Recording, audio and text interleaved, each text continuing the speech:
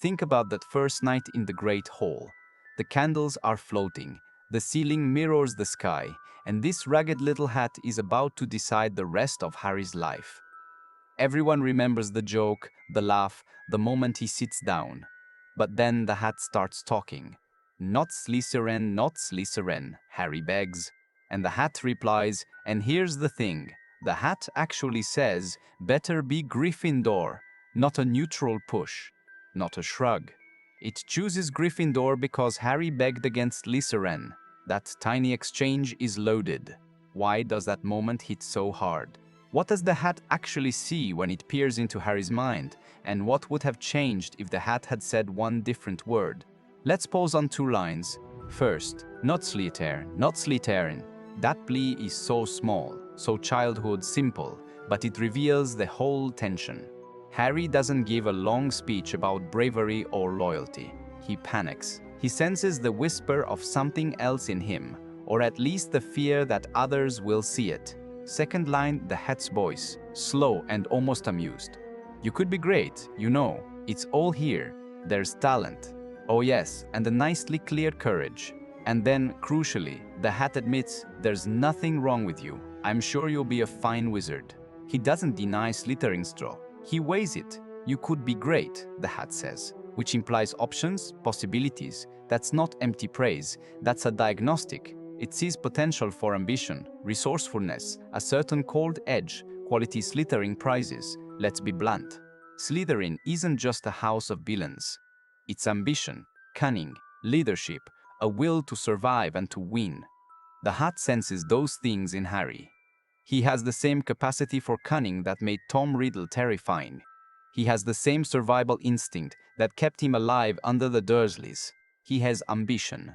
Not necessarily for power in the traditional sense, but for identity, for finding a place where he matters. The head hears those notes and recognizes them.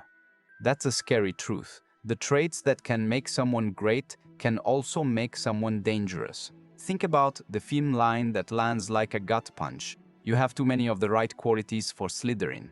The hat doesn't frame Slytherin as evil. It frames it as a match, which is exactly why Harry's plea matters. He fights against a destiny that the hat can see but he barely understands. That begs a question. When the hat considers Slytherin, is it predicting character or offering a path? Does house shape the wizard, or does the wizard shape the house? We get evidence for both. The hat is ancient and wise. It knows patterns. It knows how ambition was twisted in other students. So when it tells Harry, you could be great, it's also issuing a warning wrapped in opportunity.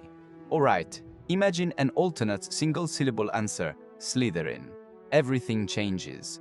But let's not be dramatic for drama's sake. Let's walk through structural, psychological and plot-shifting consequences logically, with scenes as anchors. First, immediate social consequences. If Harry had been sorted into Slytherin, Ron and Hermione's initial bonds would look very different. Ron famously worries about blood purity and status. Hermione is Muggle-born, which Slytherin students like Draco love to despise. The first-year friendships, the trio's chemistry, depends on proximity and shared classes, shared danger, shared dormitory confessions. If Harry's bed were in the Slytherin boys' common room, he might not have met Ron in the same way. He might not have saved Neville from being humiliated, or he might have chosen differently in small moments. The simple fact that Harry, Ron, and Hermione form a trio across houses in our timeline is not guaranteed in the Slytherin Harry timeline. And that's not a sidebar, it's the hinge of the story. But here's where it gets juicy. The psychological contour of Harry would shift. The hat giving him Slytherin legitimizes the parts of him that are ambitious, secretive, and willing to bend rules. He'd see himself reflected in a house that rewards cunning and success. That doesn't instantly make him evil, but it would change his moral calibration. Imagine Dumbledore's trust being tested differently. Dumbledore's subtle guidance often assumes Harry's Gryffindor identity, that he'll leap before he looks, but that he'll do it for others. Slytherin Harry might leap for outcomes, for the endgame, not for the gesture. The conversations, the mentorship, the missions, all would tilt. Let's move to major plot beats. Would Harry still challenge Voldemort? Yes, but how? Slytherin encourages strategic thinking and long-view manipulation. Instead of charging into the Forbidden Forest or barging into the Chamber of Secrets uninvited, Slytherin Harry might have infiltrated, plotted, or used alliances differently. He might have learned to mask his allegiance, to cultivate influence among students who later become powerful. Imagine Harry subtly steering Slytherin house politics to his advantage, making Draco an ally or a puppet, or alternatively, being consumed by palace intrigue until his focus on the true enemy wavered. One key scene, the discovery of the Mirror of Erised. In Gryffindor, Harry's yearning is straightforward: parents, belonging. In Slytherin, that yearning could twist into something else. Ambition searches for what others covet. Maybe the mirror fuels a desire not just to find family, but to assert control over fate. The Hat's earlier line, "It shows, of course, who you most want to be," would be read differently. The desire to be more than an orphan could become a drive for dominance, for changing the rules that kept him powerless. That subtle shift compounds. Then there's Tom Riddle, the personification of Slytherin's worst. If Harry were in Slytherin, he'd be in closer quarters with the idea of Riddle's legacy. That proximity could be dangerous. Riddle was brilliant at finding and exploiting ambition. If Harry had been sorted into the same house, the likelihood of him being manipulated or at least intellectually seduced by Riddle's logic rises. You can almost hear a conversation. "You and I want the same thing. To not be small, to be remembered."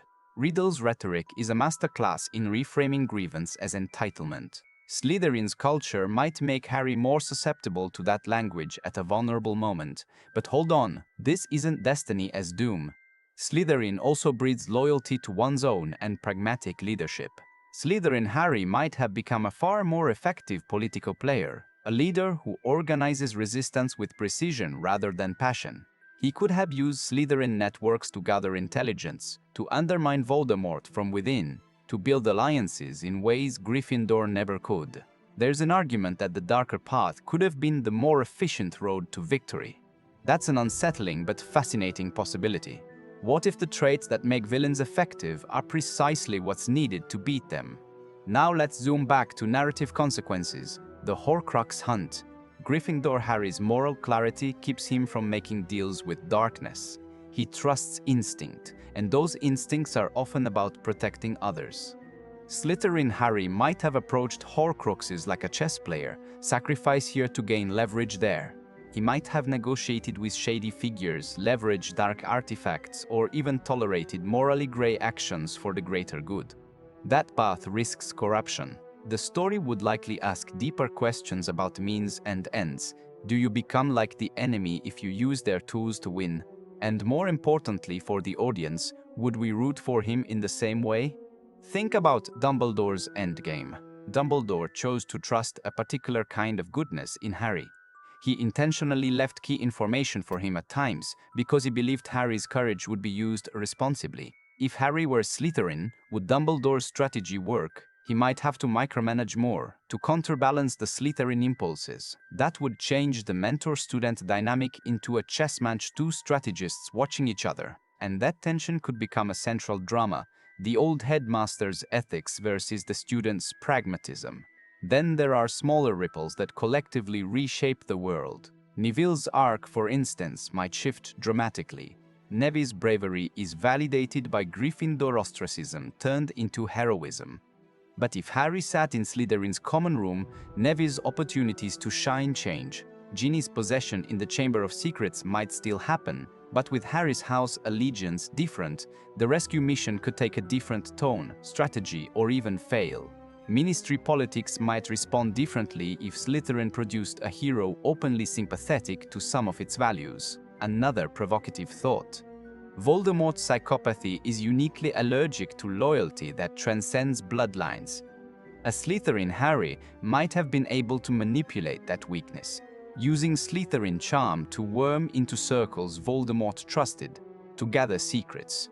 Alternatively, and this is the darker mirror, he could have mirrored Voldemort's tactics so closely that the line between them blurred until the audience couldn't tell which side he'd end up on. which makes for a thrilling, morally complex story, but one that might alienate the clear moral compass readers and viewers love.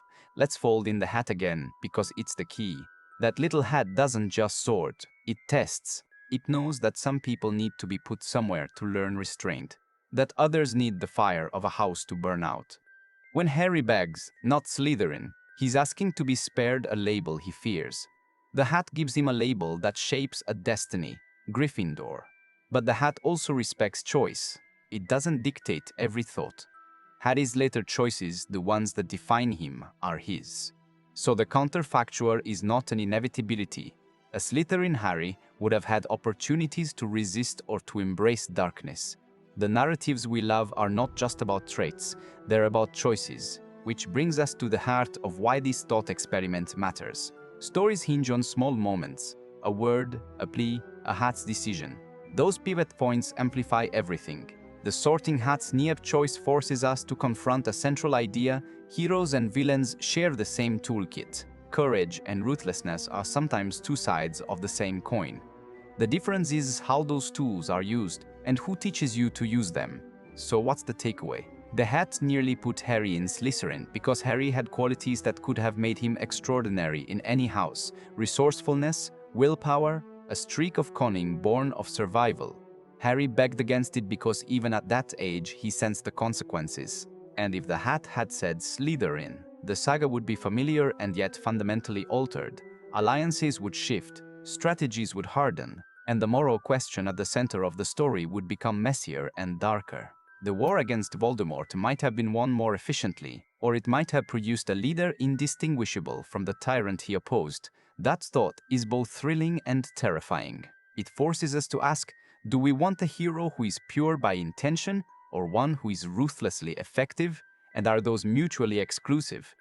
The Sorting Hat's hesitation is a reminder that destiny isn't just about what you have inside. It's about the houses you choose, the people you sit beside, and the single words that can change a life. Not Slytherin, not Slytherin. 3 small words with a universe of consequence. That's not an accident, it's the point.